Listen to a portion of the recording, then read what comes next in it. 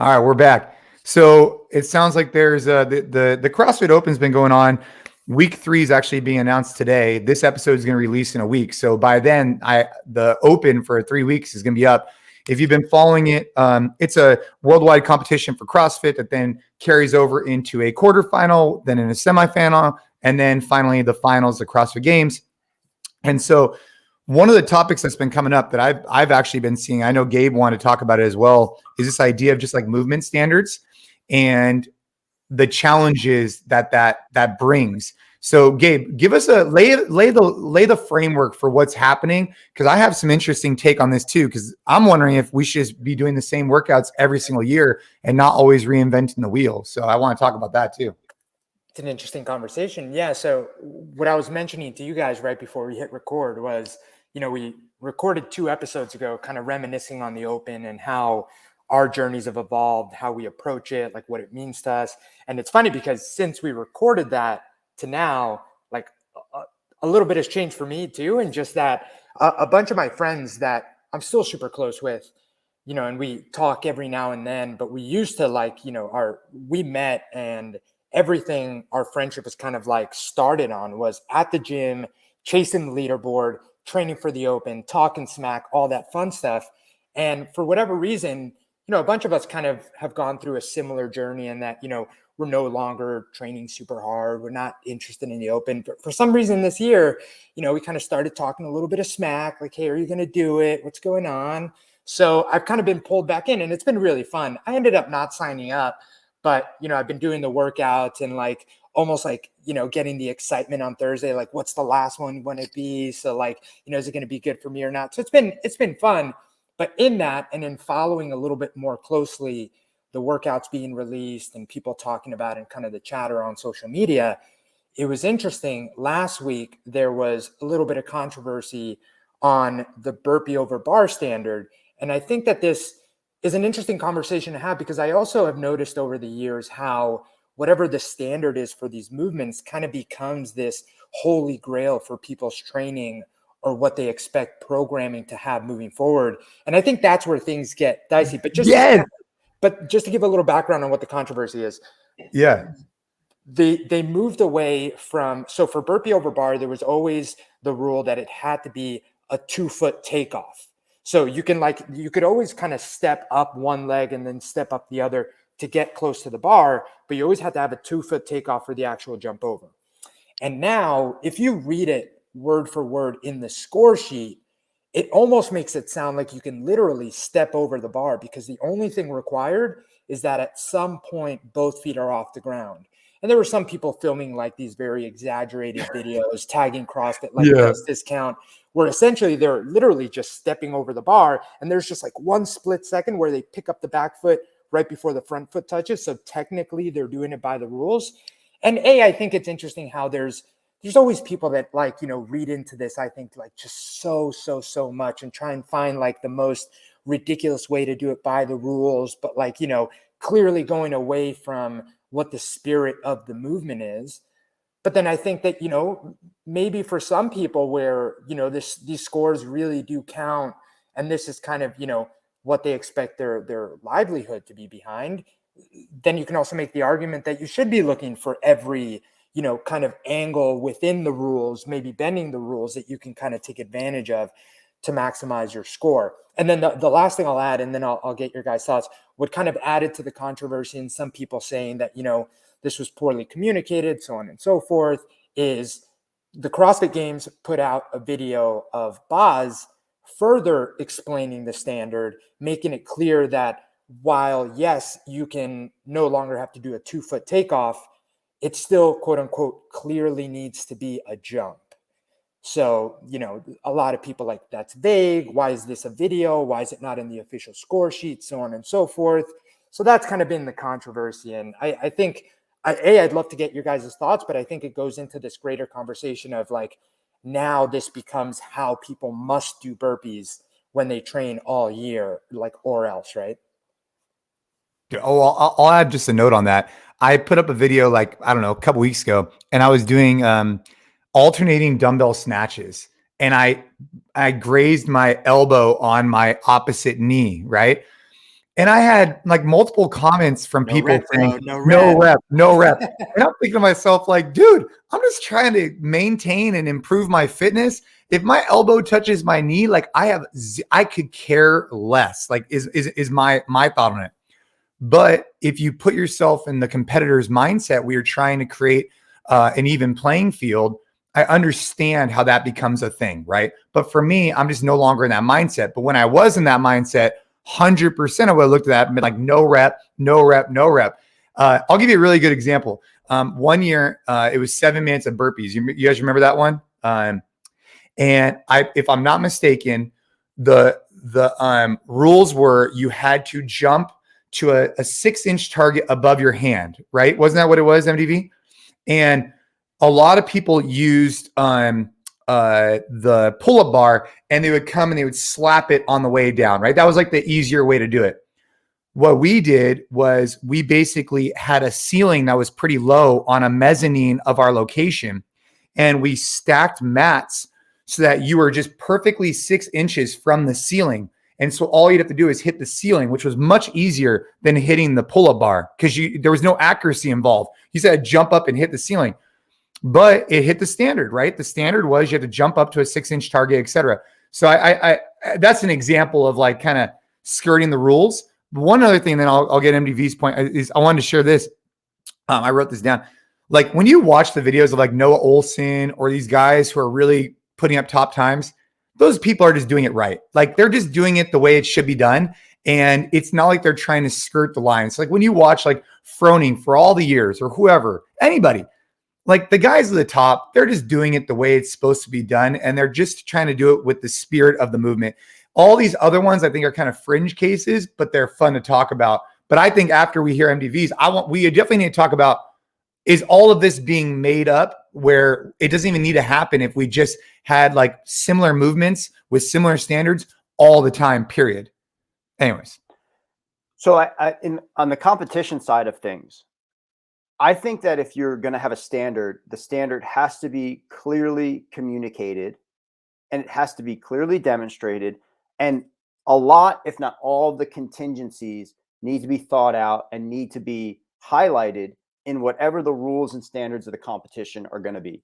That's the onus for that is on the person who's running the competition. And in competitions like this, you have to have standards for these movements because you have these fringe cases in which people are going to try to skirt the rules with this ridiculous nonsense that really do go beyond this, even going beyond the spirit, but frankly, just kind of cheating, if I have to say, against what the standard is for the movement. Now, in my opinion, they probably shouldn't have fucked with the standard for the 2-foot takeoff. Like, why even change that? Like, that's a very clear rule, in my opinion, that you have to come on up, you have to take off with 2 feet, and you got to land with 2 feet. That makes a lot of sense in terms of standardizing, quote unquote, a movement that can be tough to standardize if you don't have a 2-foot takeoff and a 2-foot landing or whatever the rule was. But do you think you're trying to make it more inclusive, MDV? Because is the rule where both feet have to be? I'm just asking. So you can like hop instead of jump. Is that basically why you think they did that? So what they said, because Boz included this in the video, the reasoning is to allow athletes to actually move faster through the movement. So kind of alluding to the fact that, you know, the workout could be a little tight timeline, gnarlier if you can really move through it quickly, if the standard isn't forcing you to slow down. I don't know. I think that's kind of nonsense too. Like,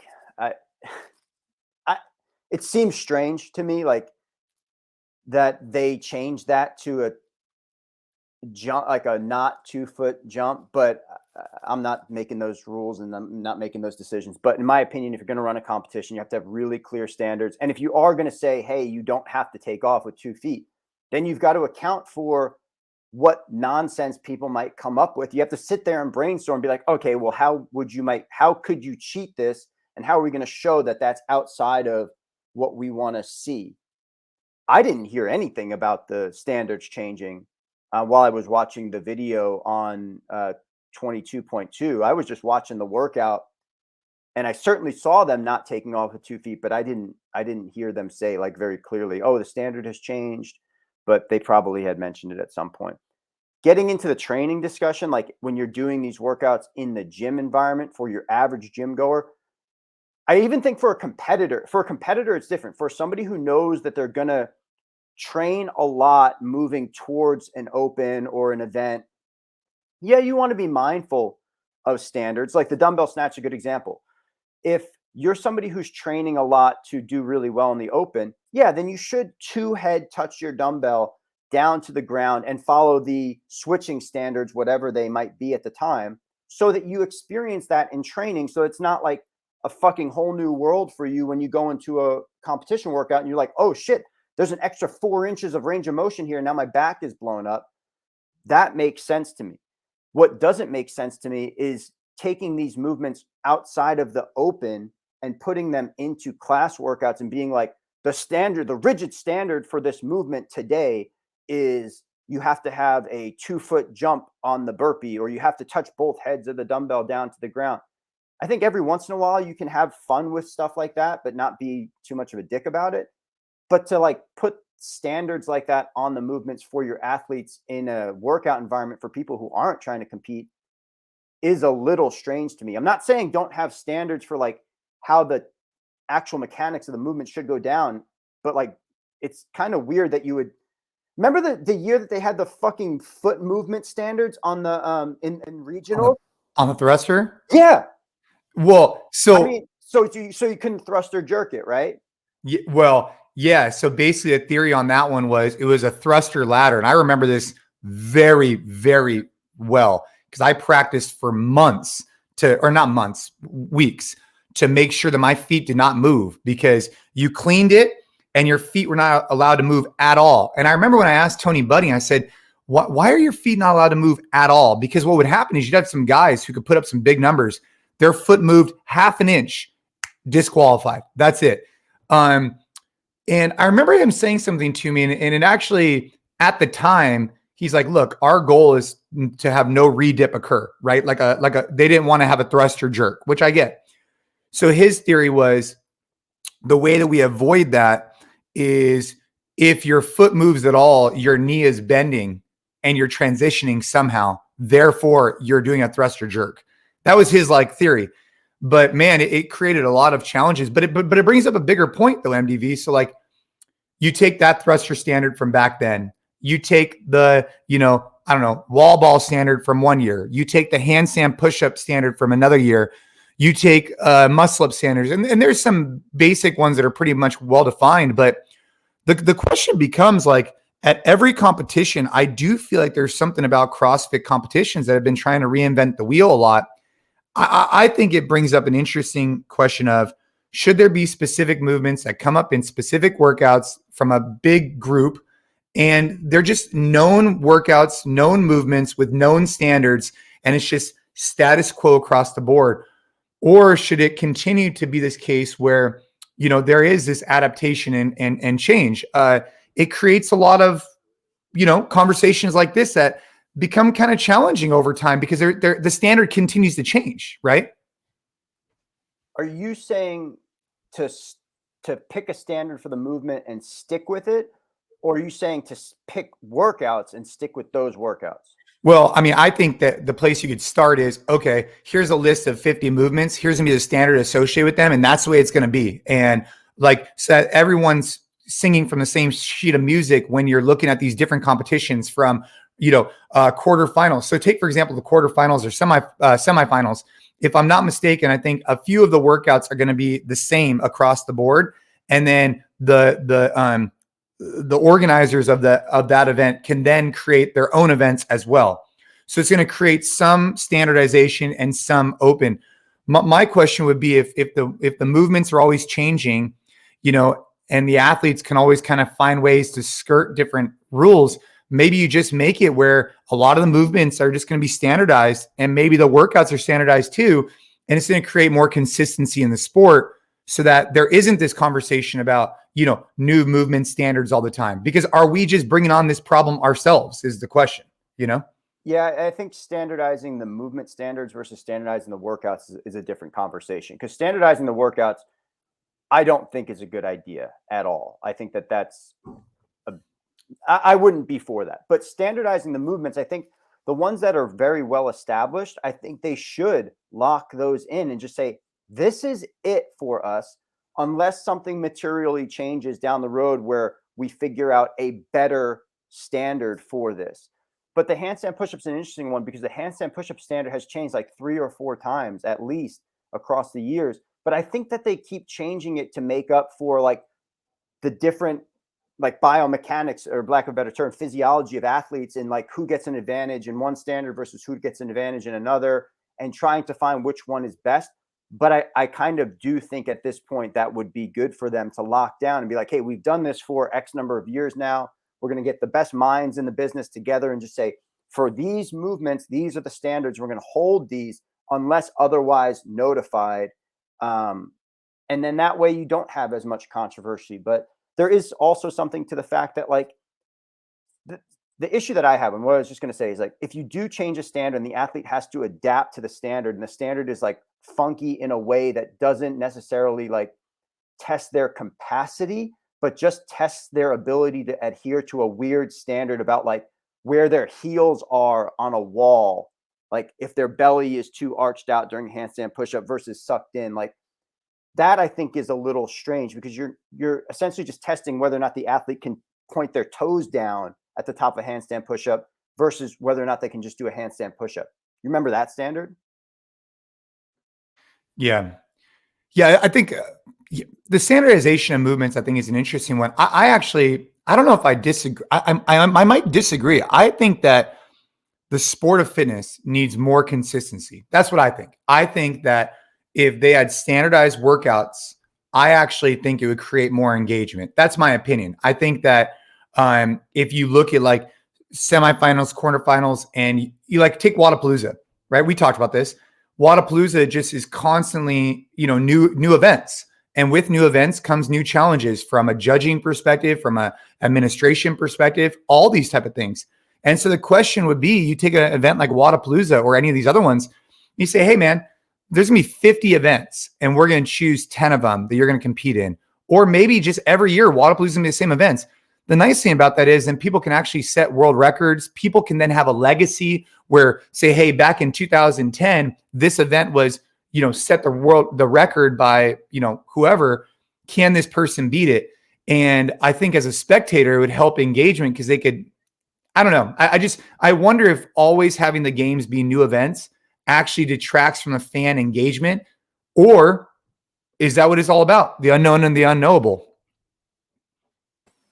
Yeah, I think the problem with, because I think we all get to an extent like the thinking behind the unknown and the unknowable, right? Like that was always such a draw and such a like, you have to be prepared for everything because you don't know if you're going to have to row a marathon. You don't know if you're going to have to, know how to climb a pegboard first that time that came up. So I get that, but no, I definitely see your side of it, Jay, because I like personally as a spectator, especially as a spectator that kind of falls in the same camp that, I think MDV is in too. And a lot of my friends where, we were so immersed in the sport back in the days of UJ and Spieler and all of those guys.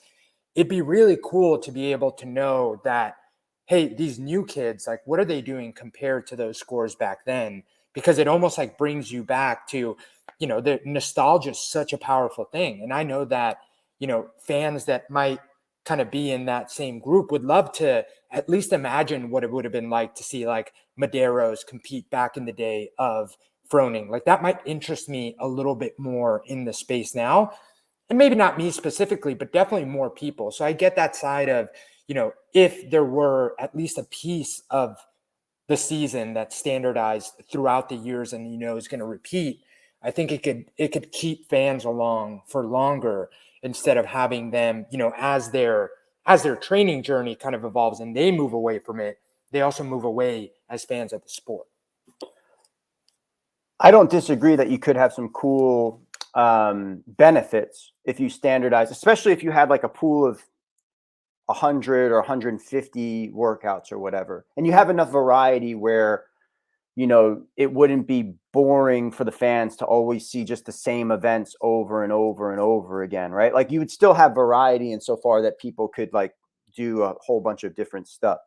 I think that has to be a consideration as well, because if you're just watching everybody do Fran and a clean and jerk every year, I think that's kind of boring at some point. But does that actually make it more exciting, MDV? No, why? You're just going to watch people who then become Fran and clean and jerk specialists.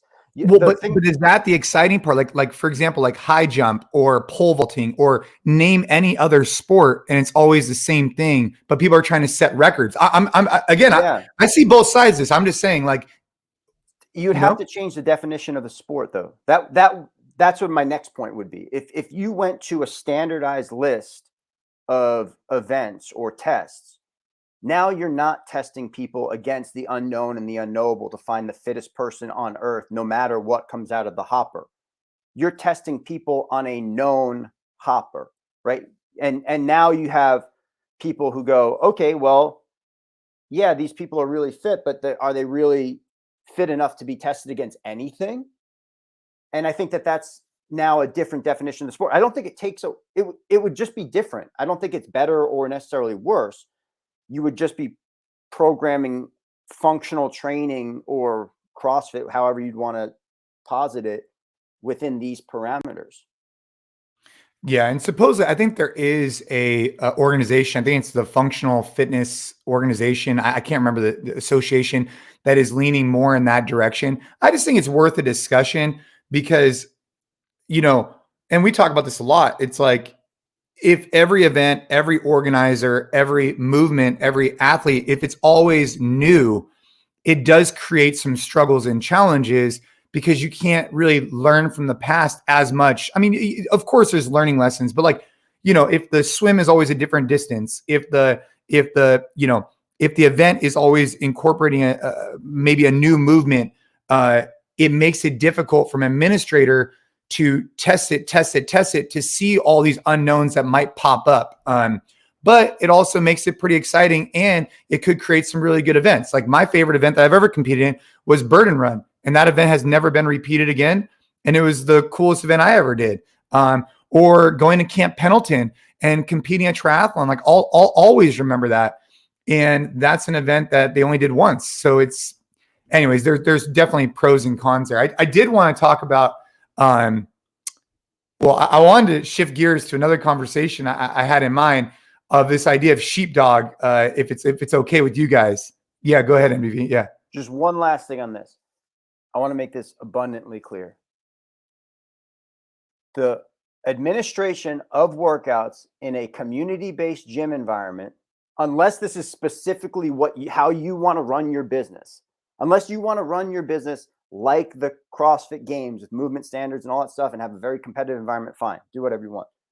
But to hold people to standards that are like from the CrossFit Games and from the Open on an everyday basis, like fucking Stacy, who's got a 9-to-5 job, who comes in and she's like, hey, that was a no rep, or no repping your athletes because they move their feet on like a thruster, is such nonsense. It's so stupid. Please do not do that. Hey, would you have no repped Fran on those wall balls? No, Fran?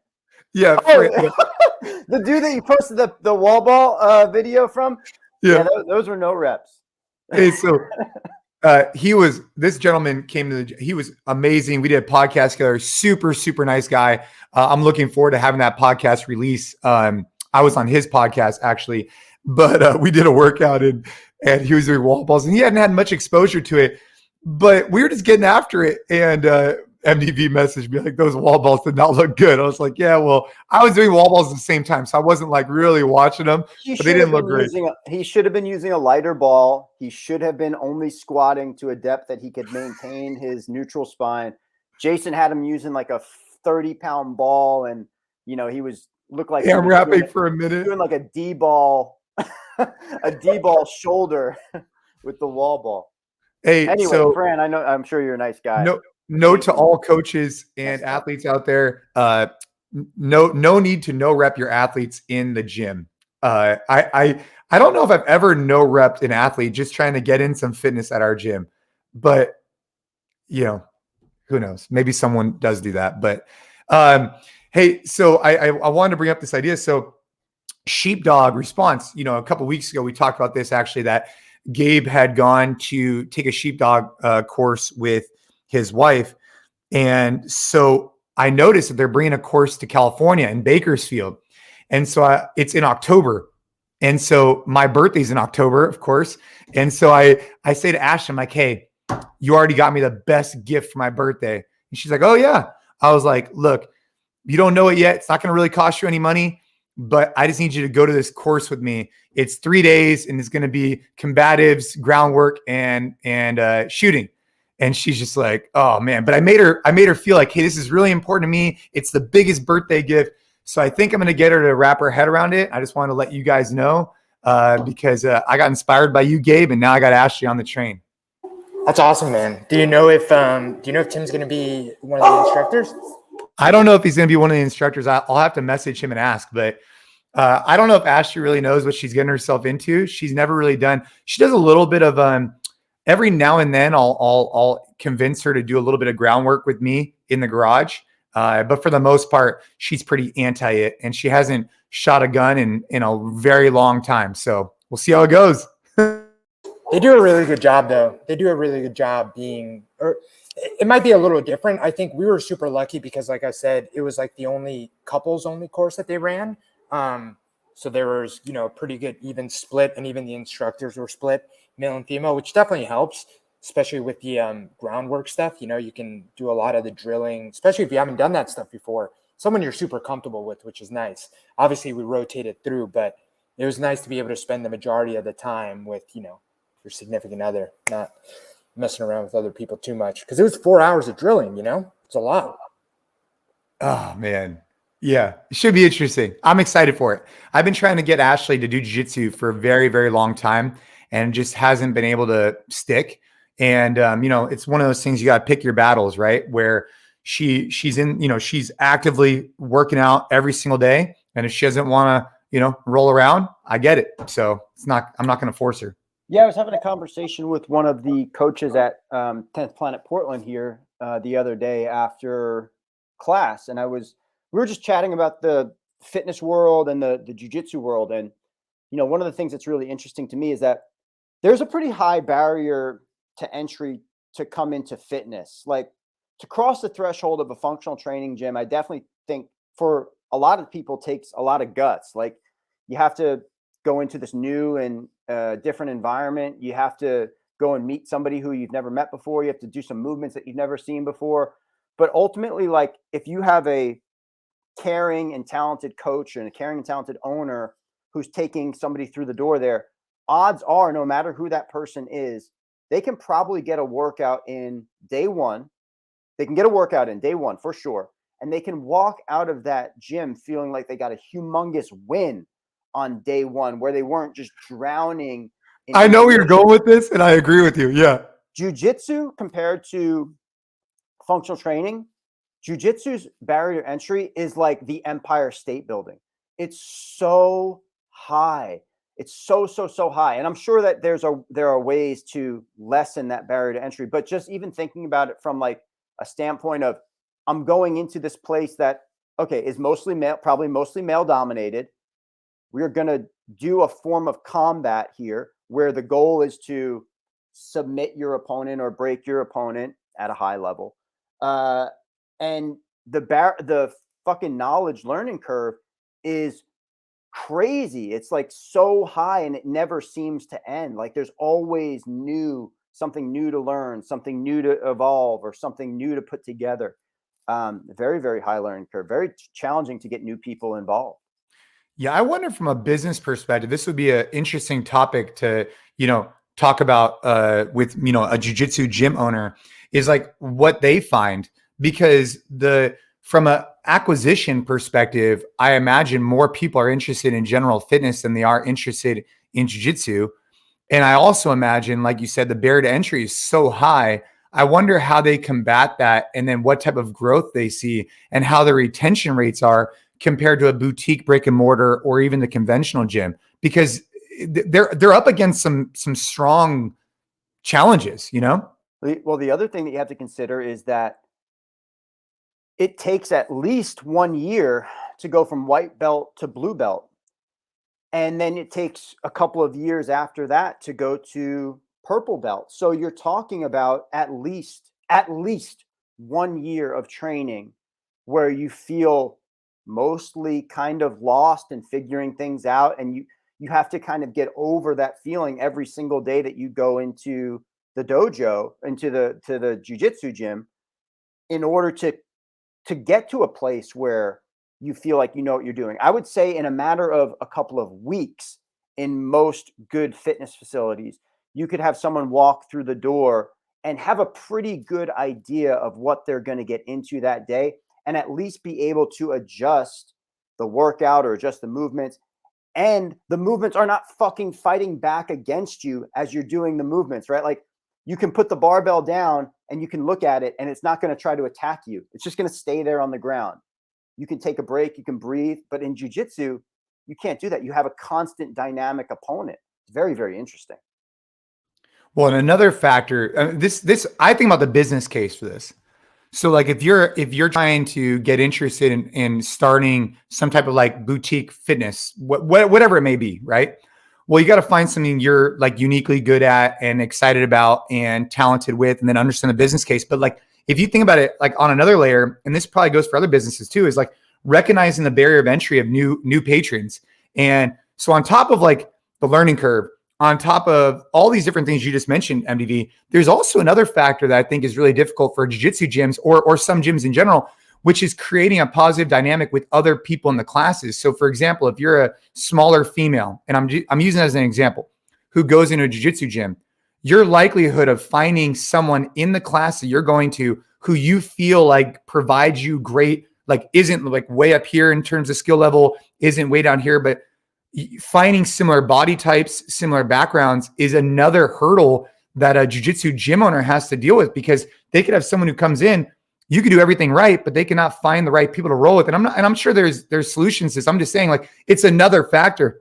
And so it's a tough business, you know? That one exists on the fitness side too, though. I definitely think that one exists on the fitness side, in particularly in functional training. You mean like comparing yourself to other people in the class? Well, if you're a very, very small individual who walks on in and constantly sees weights that you always have to adjust, or if you're, significantly deconditioned at this point in your life and you're a little bit more overweight and you look around and you just see all these kind of fit people around you. Like, I think that, yeah, you're not necessarily interacting with them as combatant opponents, but that pressure is certainly there 100% on the fitness side as well. I'm interested in Gabe's take on this, because like Gabe has done a taste of jiu-jitsu, but like hasn't really taken the jump just yet. How would, from your guys' experience, what are the vast majority of jiu-jitsu gyms going out and, marketing what they do as? Is it, hey, come get a great workout, this is the fitness that'll help you? Is it, hey, this is a skill that's incredibly important for self-defense? Or is it, like, this is a great way to challenge yourself in the community side? Because I think that that's also an important thing to understand, because those three messages can attract three very different people. And I think that if you're trying to expand, and I don't know too much about this world at all, but I would think that if you're really trying to expand your horizon away from, like the alpha male that wants to challenge itself and is doing it for that reason, I think that really leaning into kind of what the sheepdog approach was, which is, this is something that is your responsibility as a parent, for example, to know, because it can help you defend yourself. It can help you get out of a shitty situation in a world now where shitty situations may not be as rare as they were in the past. And I think that that's a very powerful message for a lot of people that might actually resonate more with the person that might find themselves feeling smaller and, more likely that they need a way where I don't need to be the strongest person in the room to be the person in the room that can defend myself the most. That's a great point. And I can speak only from my experience, mostly from 10th Planet Portland, run by Phil Schwartz, who is one of the best coaches in no matter what discipline we're talking about. He's a fucking fantastic coach. He runs a phenomenal class. But they do a really good job of making it a community-based lifestyle experience. Like, that's the main, at least from what I've taken away, is that jiu-jitsu is a lifestyle. It's not only a martial art. It's not only a discipline or practice. It's not only a competitive aspect. It's not only a self-defense technique.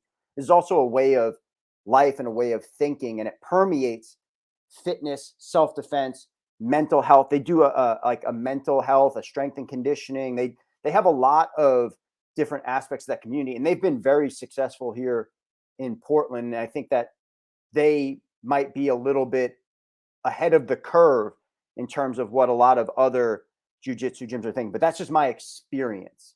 So yeah, I've experienced quite a few gyms. I would say that I think you're right, Gabe. I mean, I wrote this down, like marketing matters, and that's something that we're leaning into here at NCFIT. But also when you think about jiu-jitsu, like what are you going to go out and preach? Like, hey, come in and get sweaty. Okay. I mean, I don't, or, learn self-defense, right?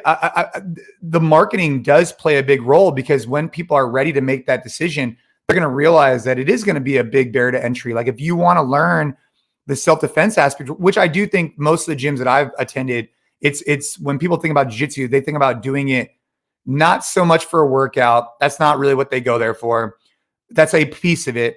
They don't really go there necessarily for the community. That's a piece of it too. I think they go there to develop a skill set to learn how to defend themselves. I think that's primarily why people get into it.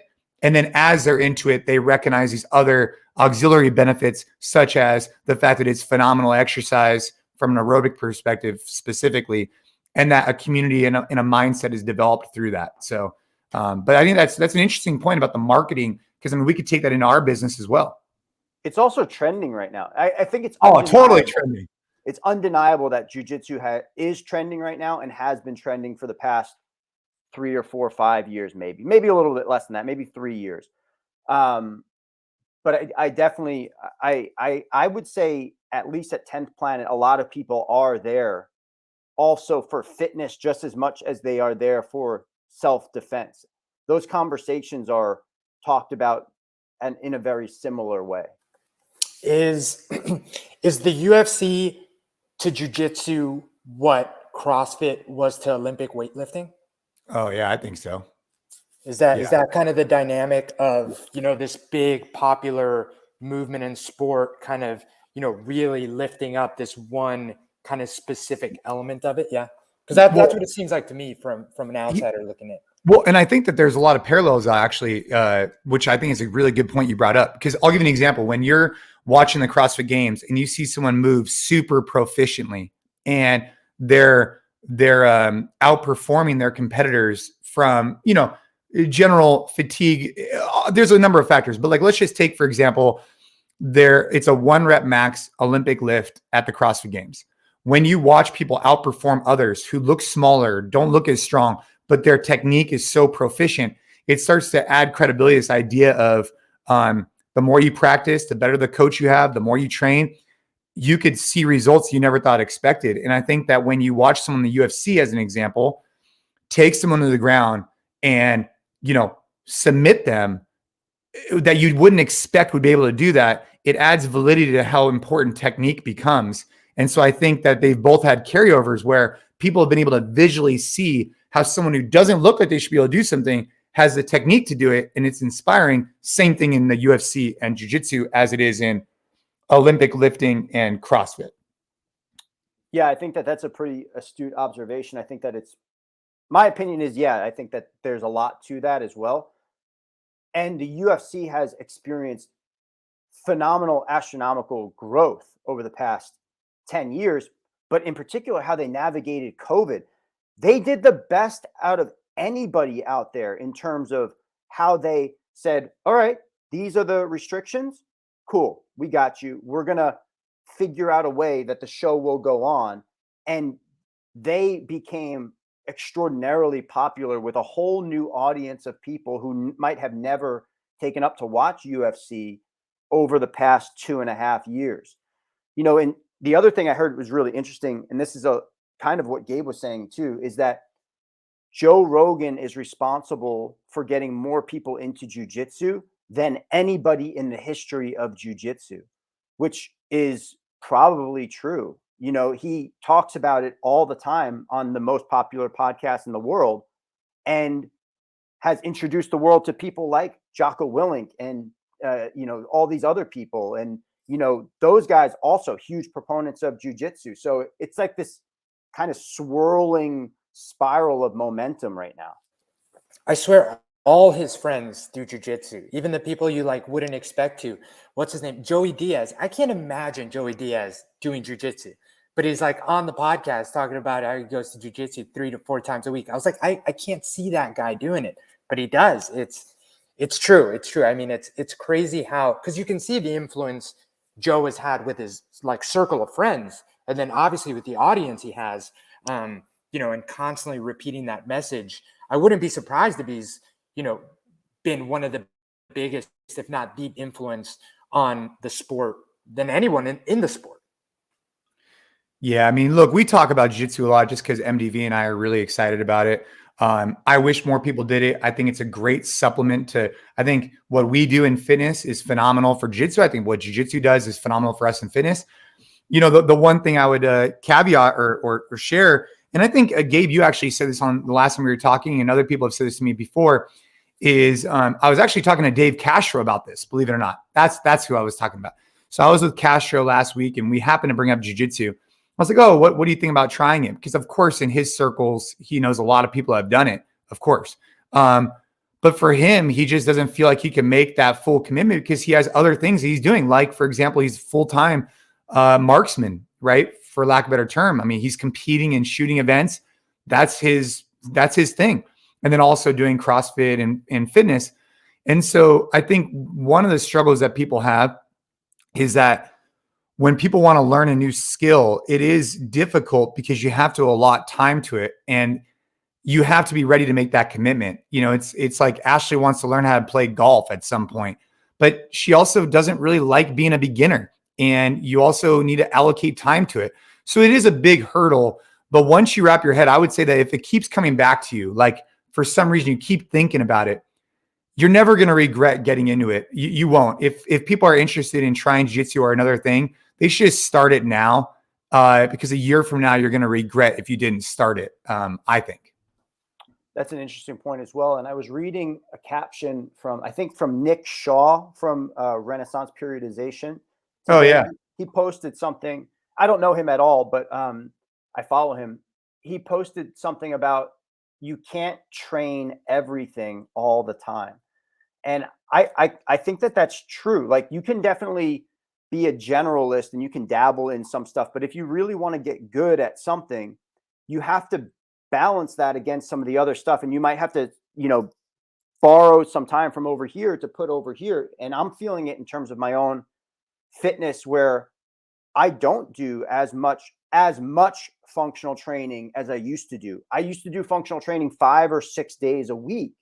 And now I'm down to like probably 3 days a week of functional training exclusively, and then balancing that with 3 days of jiu-jitsu, because I was starting to feel a little bit too pulled thin physically, you know, 38 years old. And I can't be doing 2 intense or double days where I'm doing multiple days per week of intensity plus intensity. So it's a good balance for me right now of my base in functional training gave me an opportunity to have some strength and conditioning coming into jiu-jitsu. I'm continuing to build that incrementally, slowly. But now my focus on a lot of days or more days is how do I take that and apply that to jiu-jitsu? TRT says you can do both intensities and you'll be fine. TRT games. Oh my gosh. Um, Yeah. Go ahead, MDV. No. I think that that's a really interesting subject too, because like I sent you over an image from CrossFit Soul in Miami, Danny Lopez's gym. Danny's an OG. I love Danny. Danny and I worked together on a lot of stuff over the years. He's such a good guy and a very, very smart guy.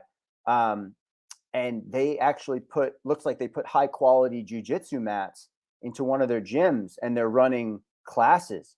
Very interesting. Yeah, I mean, that's one of those topics where, you know, I think I'd love to have mats in our gym, but I think it's important to stay focused on what you're really, what your core competency is, what you're good at. I think as a business, we've learned the hard way when we get distracted, when we try and do too many things, we need to just stay in our lane and reinforce it. Like, what do we do at NCFIT? We put out really great workouts. We help people live freely and fully outside the gym to go do other stuff. If they want to go do jiu-jitsu, go for it. But we're going to be the place that provides that functional fitness to help you get there. And speaking of which, I got to make sure I give this shout out. If you are an athlete and you have not checked out the NCFIT app, I mean, it is at a place where I think it's quite beautiful. It's remarkable workouts that we use every day, and the design and the functionality is incredible. And if you're a coach and you haven't checked out the Collective, that's our B2B tool. That's what we use every single day to coach classes. So make sure you guys are checking out the NCFIT Collective. Make sure you're checking out the NCFIT app. And also, don't forget, leaving us a rating and review on the podcast helps us a lot, especially for Gabe and MDV and I. We want to know what type of topics you want to talk about. Hit us up on social because, we're having these weekly conversations, but if there's something in particular you want to discuss, you got to let us know. This podcast is also brought to you by Last Court Coffee. No, I'm just kidding. That was good. Good. But seriously, segue right there. Yeah. But seriously, no. In terms of the jiu-jitsu thing in the functional training gym, I agree with you. I think we do functional training at NCFIT the best. I think that we have an awesome experience. I think that we have coaches who are professional, who have a lot of energy, who have a hell of a good time when they're bringing the heat on those workouts. But if one day we had a facility that had a lot of extra space and we said, hey, listen, we want to put mats down and really create an actual thing that had the mats and everything and was not just like, oh, we're going to roll these out and roll them back up. And, when class is going on, there's jiu-jitsu also sometimes. And you brought an instructor who was going to run a program for members of the gym. I wouldn't have a problem with that. I think that that's a really cool extension of what a holistic fitness experience could be like, where you could get your introduction to this kind of thing or basic self-defense. It's different from what we do right now. And I don't think that we have to ever get there if we don't want to, but I think that that's kind of cool that you have a fitness experience that people trust and love you and that they can taste something a little different if they wanted to. Well, we'll see if Ashley wants to taste the jiu-jitsu sheepdog experience. We might come back from that a different couple. She might be very, very mad at me. I'm trying to get her sister to do it too, so she can have a partner to do it with because, anyways, by the way, next week, I'm headed to go see Mr. Gabe Yanez in Seguin. I will have to have a report on this podcast afterwards about what we actually, we might be able to do that in person, Gabe, next week. But I'm excited to go to the ranch and go see the chickens and whatever else you guys have going on, these new sheep or goats or whatever you have. And I'm bringing the kids out there, so I'm sure they're going to have a hell of a time. So looking forward to doing that. Will you be milking a cow? I will be milking a cow. We should take some video, Gabe, of me milking a cow. And I do want to taste the milk and the difference. And I'm sure Ava and Caden are going to love that too. All Caden wants to do is go drive that ATV that you guys have. So as long as you let him mash on that, he's good to go. Perfect. Yeah, we'll have a good time, man. I'm super excited to have you out here. It'll be fun. It's going to be good. Well, gentlemen, I know we got great couple days ahead, a great weekend coming up. Any final thoughts on movement standards in the open, jiu-jitsu? We were just kind of riffing on different subjects today. Well, I mean, my final thoughts, Jason mentioned it, plug the app. He does it every week, does a great job. But, in participating in the open, kind of a little bit more seriously than I even expected it to. And obviously, might be biased, but I genuinely believe this. I've been really pleasantly surprised with how the workouts have gone and how I felt. I'm coming off of, 2 years ago, I had hurt my back so bad. MDV remembers this. I mean, literally in the mornings, I had to have Bloom tie my shoes because I could not tie my own shoes. That's how bad I herniated 2 discs in my back. And, I did exclusively swimming for a while because it's the only thing I could do. But now I'm at a place where, I'm doing mostly like bodybuilding type stuff, usually looking at NC Flex for those, pepper in some NCX and NC Metcon when I want to breathe heavy. And I just, open the app every day, poke around the different days and different programs. Love NC Compete conditioning for some days when I want to breathe heavy. And I just love the fact that there are so many options and I'm not following anything to the T every day. This is my program, but I still like feel good. And the biggest thing, especially because I'm working out alone every day, because Bloom does her own programming. We don't work out really together anymore on most days. Because I'm working out alone every day, it's so nice that every day be able to find a workout that I am genuinely excited about and never have to do something that like is my training for the day, but that I'm like, I don't want to freaking do this. So again, just saying the app is awesome. The programs we have are awesome. The flexibility and now even the timer. I used to time everything on my watch, but now I can use the timer right on the app. So if you haven't checked out the NCFIT app, I genuinely think it's the best option out there. And the options within the app are incredible. So hell yeah. One of the things kind of piggybacks off of Gabe, but I've been thinking a lot lately about this concept of like decision fatigue and decision fatigue in particular in terms of like your nutrition, in terms of your fitness, in terms of morning routines. There's so much stuff out there, an endless amount of material, an endless amount of things to think about, an endless amount of new trends, an endless amount of whatever stuff, this new expert over here telling you that this is the new way forward. But you can't argue with simplicity and consistency. And when you're thinking about like stuff like your nutrition, whole and unprocessed foods, 90% of the time, that's going to get you to the place that you want to go. Eating 3 or 4 meals a day with just all of those foods on that plate, not having a lot of additional ingredients in them. What's the ingredient list on a piece of chicken? It's just chicken. What's the ingredient list on fruit? It's just fruit. What's the ingredient list on rice? It's just rice. That's what I mean by saying little to no ingredients. Really focusing there, simple food choices. Same thing with your fitness. And like what we do at NCFIT, I think we have an awesome option for you in terms of functional training. We are going to give you movements like squats, presses, deadlifts, cleans, kettlebell swings. You're using simple equipment, stuff that you can learn how to use right away and not too complicated. We're not trying to do any sort of stuff that's crazy outside of the box that no one would ever be able to like replicate or think about or be able to be consistent with. It's all right there for you. And try not to suffer from decision fatigue. Try to think simply about what's going to be most effective for you and what you can be most consistent with. Decision fatigue. Well, gentlemen, as per usual, I appreciate you guys. I'm fired up for this weekend. Got a lot going on. Actually, today's Thursday. We got a bunch of meetings. It's good. It's exciting time, right? Gyms are getting back on track. Mask mandates finally lifted here in the Bay Area, which is awesome. And I just hope everybody's doing great. Keep training hard. Keep getting after it. Put in effort over everything. And talk to you guys soon.